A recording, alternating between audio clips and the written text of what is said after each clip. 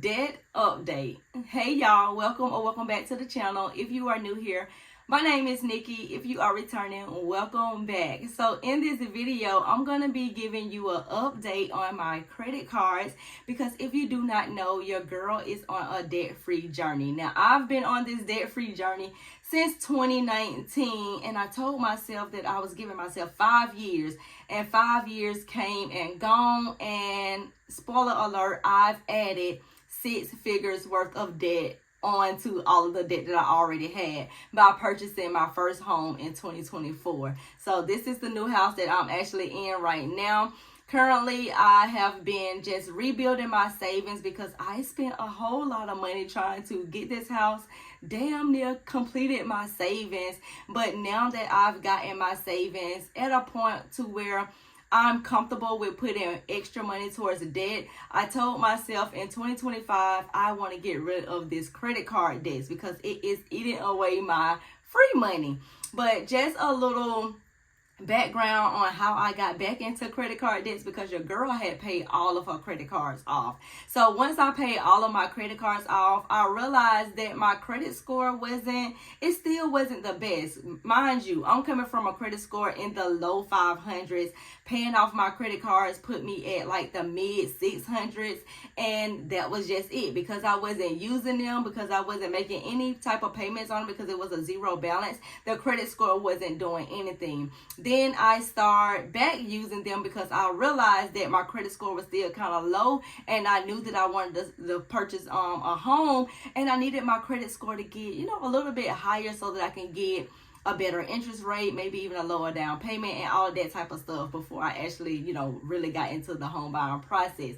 So I started back using my credit cards. Long and behold, I had got back into credit card debt. Now I've been approved for this house. Now I'm moving into this house, and now I don't have the big stuff taken care of, such as I need a refrigerator, I need a new washer and dryer, I need a bedroom set, I need a TV, I needed all of these things, and I had already used all of my money, or most of my money, with the down payment, the closing costs, and inspections, and all of that stuff for the house. So guess what your girl did? She swiped her credit cards. Now, if I can go back and do it all over again, I probably would still use the credit cards. I'm not even going to lie. I still would use the credit cards, but I would buy one thing at a time, pay that thing off, and then move on to the next thing. But your girl didn't do that. She bought all of her stuff within probably like a 2 or 3 months time span. And I really wish I hadn't have done that. So don't be like me. Don't go and get you a house and then buy all of the stuff right away. Focus on one thing at a time. But now that your girl is back into this credit card debt, it's time to give you a debt update on all of my credit cards and just tell you exactly where I'm at with it. So I'm going to be using the debt snowball method. And what that is basically you taking your lowest balance and putting all of your money or whatever you can towards that lowest balance until you get that credit card paid off, while still making minimum payments on all other cards. Now, I have my spreadsheet over here, and I'm just going to be reading off all of my credit cards and basically giving you an update on, what all I have going on with it. Now, I also have my phone with the credit card apps in front of me as well, so that I can give you the balance on them as well. So my first credit card on here is the Capital One Quicksilver credit card. Now that particular credit card was my lowest balance, and I've actually already paid that off last month because this year I said my goal is to get out of credit card debt, and I'm focusing on the debt snowball. That one was the lowest amount. So I paid $892.12 last month and actually got that credit card paid off. So this month I don't have to focus on any type of minimum payments or anything like that. The balance is actually $0.00, and I also have $6.07 of rewards sitting aside for that card. The next credit card on my list is the Capital One Savor or Savor. I'm not exactly sure how to pronounce it, but this particular credit card has a balance of $2,892.85. So that's one of my larger credit cards. So I'm not really focusing on that one right now. The minimum payment on that one is $100. So just imagine, y'all, $100 minimum payment that can be an extra $100 in my savings account, or extra $100 into my travel sinking fund, or an extra $100 investing. But right now, this month, I'm not focusing on that one. I'm going to make the minimum payments. If I can do more, I will do more. But that is the card that I'm not focusing on this month. The next credit card on my list is my Discover credit card. And in my Discover credit card, let me get you the balance. It's a high amount. Just go ahead and let you know it's a high amount as well. So my Discover It credit card balance is $3,311.83. Not focusing on that credit card this month as well, because as you can see, those are in the thousands of dollars. Now, anything less than $1,000, I can go ahead and take care of that in 1 month. But the ones that's like $2,000, $3,000, it's gonna take me a little bit of time to get those cards paid off. So the Discover card, unfortunately, I'm not focusing on that one this month, and I'm going to be making the minimum payment, which is $91.83. The next credit card is my Navy Federal credit card. Now, this credit card is the credit card with the bigger balance. This is the credit card that I actually use to buy the washer and dryer, buy the TVs, buy the bedroom set, buy the refrigerator, because it is the credit card with the bigger balance. Now, all of the other credit cards were the credit cards that I was just, normally using. I had to basically stop making extra payments on those credit cards and just stick with the minimum payments, because I was trying to get the money up to get the down payment and closing costs for the house, because my initial closing cost from my first lender was $23,000, and I did not have that at the time. I think at the time I was around $11,000.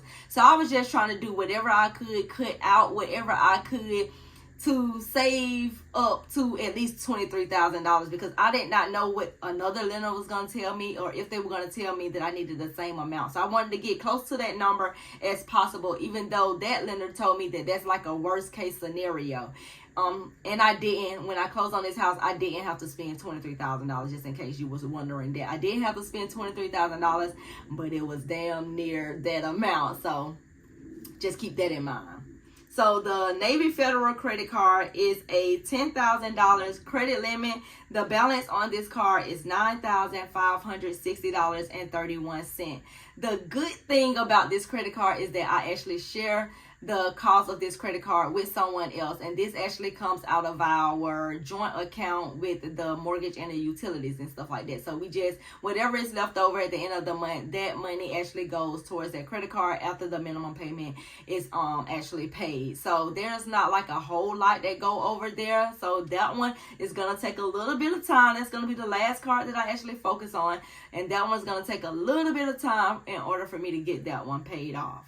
The next credit card is my Capital One Spark credit card. Now, this particular credit card is a business credit card, and usually I use this credit card to make purchases on ebooks, if I'm buying a course from someone, or if I'm in a membership or anything like that that pertains to like business expense, because I can write those things off at the end of the year or at the beginning of the year when it's time to file my taxes. So I put all of those business expense onto a credit card. Now, this year I have stopped putting those items on the credit card, because it seemed like every time I make a payment over there, I don't see the balance going down, because there's revolving subscriptions over there over and over. So what I've done is the checking account that my money go into when I get paid from brand deals, content creation, and all of those types of things, I just have all of my subscriptions and all of my bills coming out of there, because this month I actually want to focus on paying this Capital One Spark credit card off.